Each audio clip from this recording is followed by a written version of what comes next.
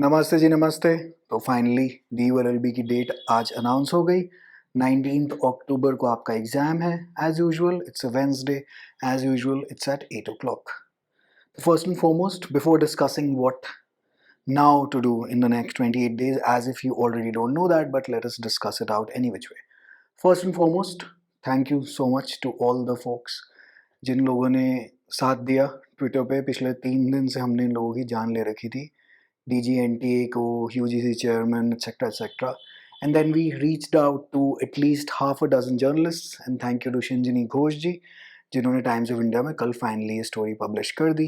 We had emailed her as well, and by God's grace उन्होंने ये काम कर दिया. And finally the examination date is out. Now if you are enrolled in any mock test series, well then it is time to take your second attempt, जो कि सब लोग बचा के ही रखते हैं कि एक बार ही रिविजन हम दोबारा करेंगे. तो रिविजन का टाइम अब शुरू हो गया. 28 दिन है, ऑलमोस्ट 1 महीना आप लगा लीजिए. तो सेकेंड अटैम्प्ट के अंदर आप अभी से, so in our series there are about 30+ test, तो एक भी पर दिन करेंगे तो I think you can manage it out by the time the examination hits, और maybe even 2 a day to analyse it. देखिए, मॉक टेस्ट में क्वेश्चन रटने से कुछ नहीं, मॉक टेस्ट के स्कोर पे भी कोई फोकस नहीं. मॉक टेस्ट में जो आपको जो एरर, जहाँ पे आप गलती खा रहे हैं, अगर आप उसको सुधारेंगे तो आपको एग्जाम में रियल लाइफ स्कोर, जो कि एक्चुअल स्कोर मैटर करता है, क्योंकि मॉक टेस्ट के बेसिस पे एडमिशन तो होनी नहीं है. तो जो एक्चुअल जो स्कोर मैटर करता है उसमें आपको उस चीज़ का प्रभाव ज़रूर दिखेगा. क्वेश्चंस रटने इम्पॉसिबल हैं लीक्ड PDF से. चोर तो बहुत सारी दुनिया बैठी है टेलीग्राम और व्हाट्सएप पे, तो वहाँ से क्वेश्चंस वो रटने इम्पॉसिबल हैं, क्योंकि मुझे खुद याद नहीं रहता कि पता नहीं कौन-कौन से क्वेश्चन डल रखे हैं. जो एनालिसिस रिपोर्ट रहती है और उसके बेसिस पे उन एरियाज़ पे काम करना, क्योंकि अगर आप ऑलरेडी एक एरिया में बहुत अच्छे हैं, उस पे बार-बार काम करके करेंगे भी क्या, क्योंकि एग्ज़ाम इतना कोई जायंट UPSC स्टाइल डायनासोर नहीं है, जिसमें जिसमें आप अच्छे हैं तो उसमें भी आप, या जिस एरिया में आप बहुत अच्छे हैं तो उसमें भी आपको बहुत-बहुत और काम करने की ज़रूरत है. उतना इस एग्ज़ाम की रिक्वायरमेंट नहीं है. So play the game like it is design to be played, instead of कि मतलब अब आप मोटर बाइक चला रहे हैं गाड़ी की रेसिंग में, उसका कोई फ़ायदा नहीं. तो अगर आप किसी के भी, नॉट नॉट ओनली आर्स, किसी भी एंडलेस इंस्टीट्यूट है, एंडलेस अकेडमी है, एंडलेस यूट्यूब चैनल है, जहाँ पे भी आप एनरोल्ड हो या जहाँ पे भी आप टेलीग्राम पे जो भी ये क्विज विज खिलाते रहते हैं, जो कुछ भी है, आप अपना कहीं पे या तो एनरोल हो जाइए किसी मॉक टेस्ट सीरीज में, किसी की भी, it doesn't matter at all. या आपके पास जो कुछ मटेरियल है यूनिवर्सल सिंगल में से मैक्सिमम टू मैक्सिमम, देखिए MCQ बेस्ड एग्जाम है तो काफ़ी बारीकी से पढ़ाई करनी पड़ती है यहाँ पर. ऐसे तो लिखने को आपको कह नहीं रहा कि जी मैं उसका भाई, वो मेरी बहन, हम दोनों उस फोटोग्राफ में, एक आजू में बैठा था एक बाजू में बैठा था, जैसे सेमेस्टर में हम लोग लंबे लंबे आंसर कर लेते होते हैं. यहाँ तो ऐसा कुछ है नहीं. यहाँ तो आइदर यू नो इट और यू डोंट नो इट, और you are going to be using process of elimination, and you have about 20 odd life lines in the exam. KBC खेलते टाइम 3 लाइफ लाइन है, यहाँ पे 20 हैं, क्योंकि if you getting 70-80 correct with, well you pretty much made it, right. तो mocks then become slightly crucial कि आप देख लीजिए कि आप कहाँ पर हैं, कहाँ पे नहीं है. And even if you not enrol, try to enrol. अगर आप बिल्कुल ही अफोर्ड नहीं करते, कोई बात नहीं, किताबों से कर लीजिए, no worries at all. Now दो आगे महत्वपूर्ण प्रश्न ये उठता है कि करंट अफेयर्स जी कब तक करें. कोई बात नहीं जी, करंट अफेयर्स आप 15 सितंबर तक तो करने ही करने. 15 सितंबर, अच्छा कहाँ से शुरू करें. अब देखिए, पिछले साल नोबेल प्राइज़ हुआ था अक्टूबर में. इनफैक्ट जब तक आपका एग्जाम होगा तब तक इस साल के भी नोबेल अनाउंस हो चुके होंगे. अब मुसीबत ये है कि दोनों साल के शायद याद रखने पड़े, because it's a very pivotal current affair, and these are online CBT based exams, computer based test, जिसमें से क्वेश्चन पेपर सीधा सर्वर से नीचे डाउनलोड हो जाता है. तो ठीक है, क्वेश्चन पेपर कभी कभार, मतलब कभी कभार नहीं, जनरली स्पीकिंग 2-3 हफ्ते पहले ही लॉक हो जाता है. But we really these are easy +4 marks, for example the major Nobel prizes. तो can't really leave out now. पिछले साल का भी thanks to the schedule of this exam, and मतलब इस साल तो खैर सरदर्दी हो गई इस शेड्यूल से. तो ये काम है, तो लेकिन अक्टूबर के भी कुछ जो मेजर होंगे वो आप कर लीजिएगा, बट 15 सितंबर तक तो आपको निपटाने. कहाँ से, मोस्ट लाइकली पिछले साल के नवंबर अक्टूबर के आसपास, जहाँ से नोबेल प्राइजेस शुरू हो रहे हैं. But major major current affair, not the minor one की इंडिया ऑस्ट्रेलिया से हार गई, ये सब इसका कोई महत्व नहीं. अब अगले 28 दिनों में पढ़ाई भी तो करनी है, करंट अफेयर्स केवल नहीं करने हैं, तो पढ़ाई भी करनी है.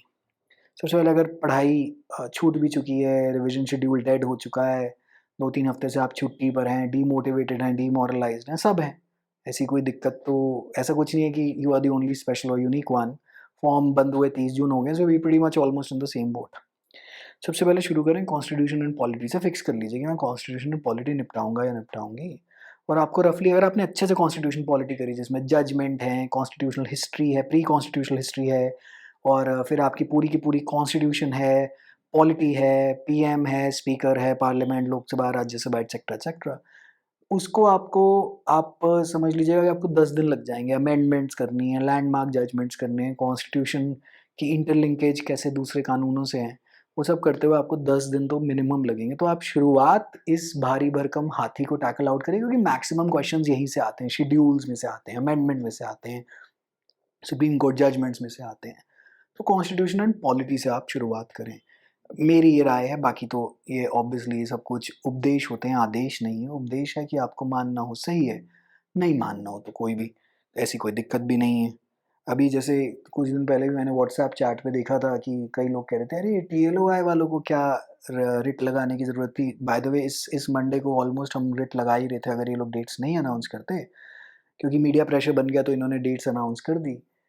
तो अरे इनका तो काम नहीं चलेगा, अगले साल से तो डीयूएलएलबी कैंसल आउट हो जाएगा। वो कह रहे हैं नुन्नू-मुन्नू बैठ जाओ, बहुत कानून जानते हैं, ऐसी कोई दिक्कत नहीं है काम-वाम की। डीयूएलएलबी को चाहे कुछ भी हो, सीयूईटी, पीजी वगैरह में जाए। हम लोग एग्ज़ाम में इसलिए इन्वेस्टेड रहते हैं क्योंकि हमने मेहनत बहुत करी हुई है अपने स्टूडेंट्स के साथ and we really want that result out. We are quite passionate to extract that result out, ताकि हमें भी अच्छा लगता है कि हाँ भई हमारी मेहनत रंग लाई और जो हमारे साथ जुड़ा उसके उसका अच्छा हुआ है ज़िंदगी में। खैर एनीवेज आईपीसी आईपीसी में रफली 3 दिन लग जाएँगे, सारी आपने इलस्ट्रेशंस कवर आउट करनी है and it takes a bit of time to read that. Then contracts हैं, कॉन्ट्रैक्ट्स आपने 3 दिन अगेन 3 दिन लग जाते हैं। 3 दिन तो नहीं, कॉन्ट्रैक्ट तो छोटा टॉपिक है बट फिर भी void, voidable, wagering, contingent, quantum meruit, indemnity, agency and principal के कॉन्सेप्ट, आपके surety, guarantee, warranty etcetera etcetera, जो भी मतलब रिलेटेड कॉन्सेप्ट्स टू कॉन्ट्रैक्ट्स हैं। Then tort and IPR, tort and IPR का जो सीन है आपका, मोस्टली आप 3 दिन में दोनों टॉपिक निपटा देंगे। फैमिली लॉ में थोड़ा-सा समय लगता है, स्पेशल मैरिज एक्ट है, हिंदू मैरिज एक्ट है, अडॉप्शन है, सक्सेशन है एटसेट्रा।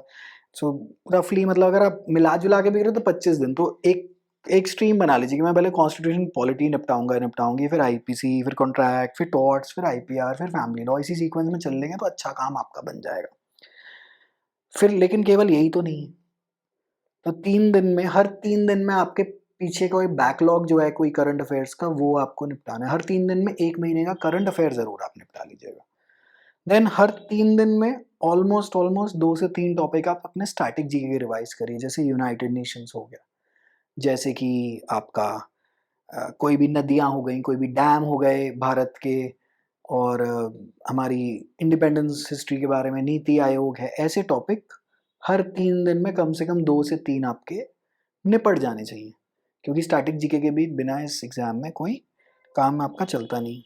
और अगले 28 दिनों में आप टारगेट करिएगा कि कम से कम आप 1000-1500 क्वेश्चंस फिर से, चाहे आपने कर रखे हों, लॉजिकल रीज़निंग के ज़रूर प्रैक्टिस आउट कर लें, चाहे वो ब्लड रिलेशन हो, चाहे वो सीक्वेंस एंड सीरीज़ हो, चाहे वो डायरेक्शन टेस्ट हो, चाहे वो सिलॉजिज़म्स हो।